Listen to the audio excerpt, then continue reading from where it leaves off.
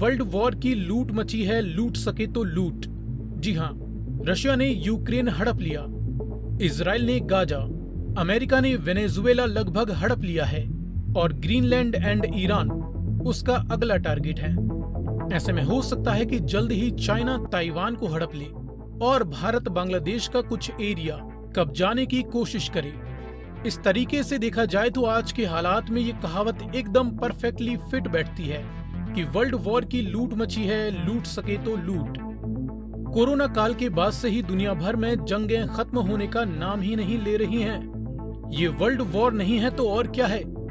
और ये लूटमार इसलिए भी मची है क्योंकि दो देशों के बीच झगड़े का निपटारा करने वाली पंचायत यूनाइटेड नेशंस अपना काम ठीक से नहीं कर रही है, या यूं कहें कि अब यूएन की पंचायत भंग हो चुकी है, जिसकी कोई खास अहमियत अब दुनिया में नहीं बची। इसलिए अब जिसके मन में जो आए वो कर रहा है। बीते साल डोनाल्ड ट्रंप ने खूब हल्ला मचाया कि मुझे नोबेल पीस प्राइज दे दो, लेकिन अफसोस कि उन्हें वो इनाम नहीं मिल पाया।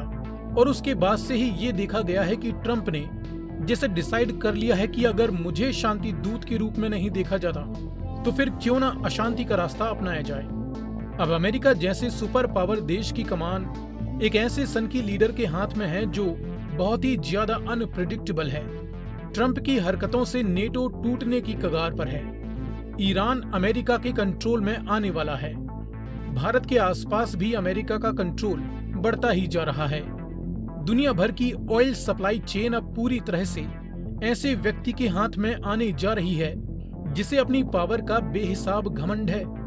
रशिया के हाथ से उसके सारे प्रॉक्सी मित्र निकलते जा रहे हैं। सीरिया, लेबनान, ईरान का खेल खत्म हो चुका है। चीन और भारत भी अमेरिकन टैरिफ्स के दबाव में अब रशिया की कुछ खास मदद नहीं कर सकते। ऐसे में अब कहीं ऐसा ना हो जाए कि रशिया फ्रस्ट्रेशन में आकर कोई ऐसा कदम उठा ले जिससे दुनिया एक ऑल आउट न्यूक्लियर वॉर की ओर बढ़ जाए।